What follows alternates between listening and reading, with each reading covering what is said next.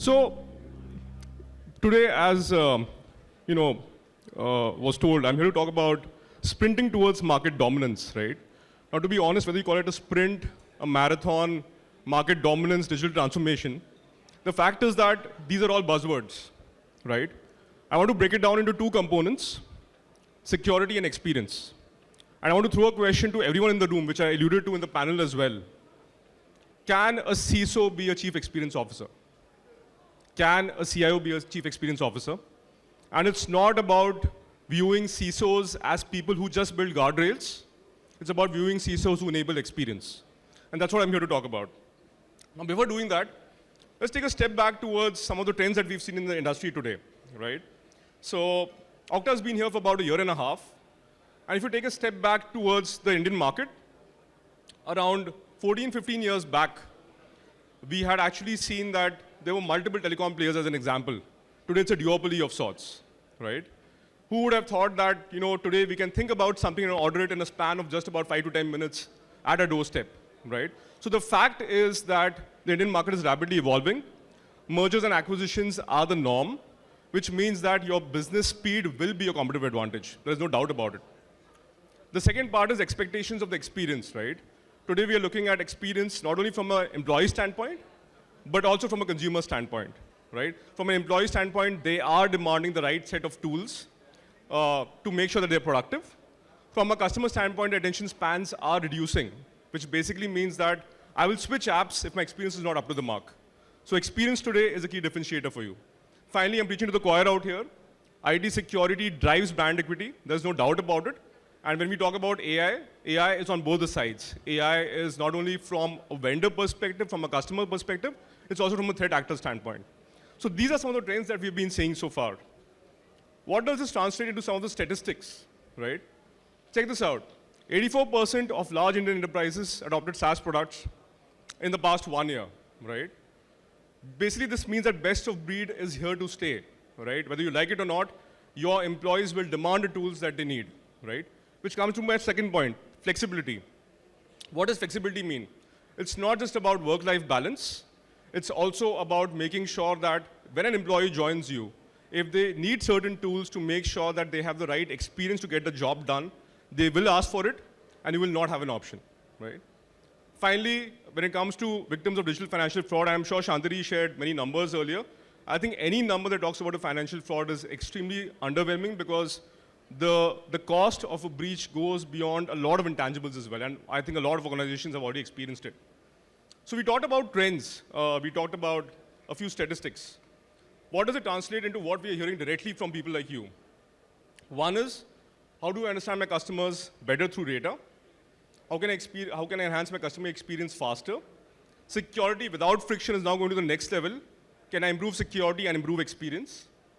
Do I save time for product development teams? Because the primary job is to work on the core experience and not on building security solutions around it. And finally, you need to be more mobile, more agile, and more rapidly changing to the market conditions.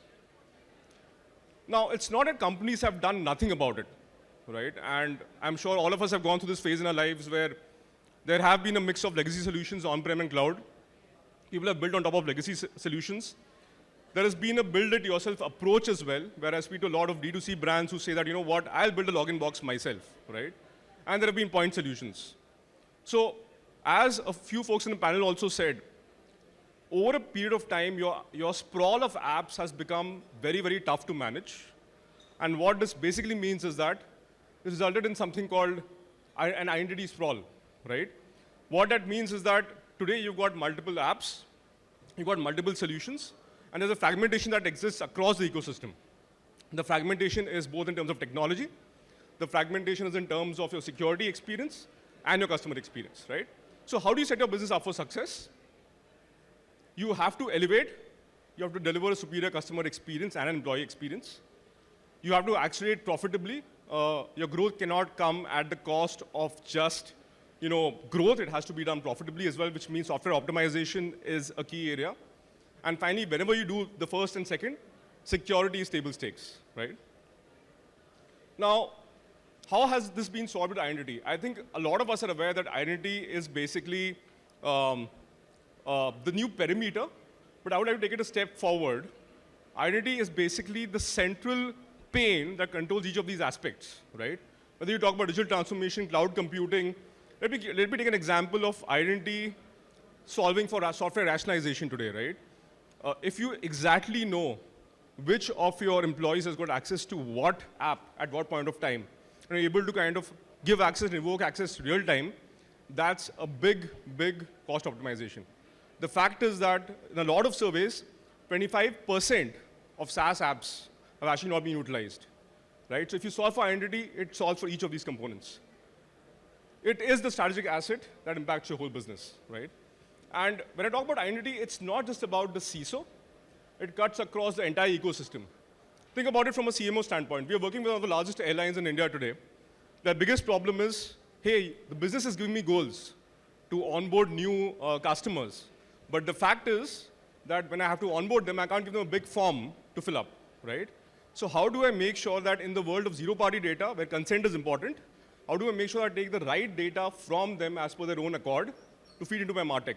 Now, if you solve for that, it directly improves your customer conversions and reduces cost. Let me take another example of HR, right?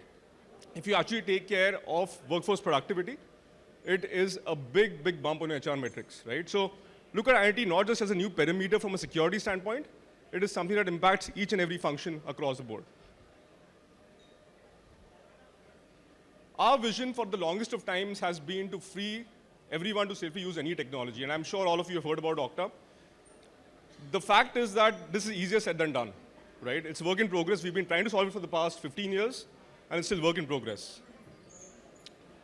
To take a step back, right, a little bit about my company, and I don't want to make this a salesy pitch, right, but what are some of the top SaaS brands that are used across enterprises today, right? It's Adobe, it's Salesforce, it's ServiceNow. Each of their employees starts their day by logging into Okta, right? What are some of the top cybersecurity products that each of you use? You use Zscaler, CS, Palo Alto Networks. They trust Okta with their identity security. One brand that globally made AI mainstream, right? Any guesses? OpenAI, ChatGPT. The fact is that if you log into ChatGPT, the URL will be Okta in the backend, right? ChatGPT grew with Okta from hardly any monthly active users to millions of monthly active users without any downtime. That's the legacy we carry. I'll just skip this slide very quickly, but if you have to look at broadly what we cover, and we've got a booth, I'd like to invite you all to the booth. But identity cuts across your workforce and your consumers, right? And when I say workforce, it's about the extended workforce as well. Within the workforce, everyone talks about converged identity. Now, the fact is that it's very interesting. In India, if you look at it, PAM came before IDAM, right? Because it came as a regulation. But our point of view is that if you solve for IDAM, your governance, your PAM are layers that need not be that complex. That's a key tenet of a workforce identity pitch, right? From a customer identity cloud standpoint, look at any loyalty program, whether you're a bank, whether you're a B2C brand, a B2B SaaS brand like a Capillary Technologies. The fact is that you need customer identity at the core. And all of this is powered below by the Okta identity platform. Now, a very interesting statistic. The world's population is 8 billion, right? Okta has 800 million monthly active users. So this basically means that 10% of the world's population logs into Okta every day across employees, extended workforce, and customers. You need a lot of intelligence and threat vectors to be captured to make sure that you're protecting this kind of a scale real time. And that's what we do very well. So that's what I wanted to cover, keeping it very short. But please come over to our booth, and we'd love to talk about this in more detail. Do not choose between security and experience. You can elevate both at the same time. Let's have a chat. Thank you so much.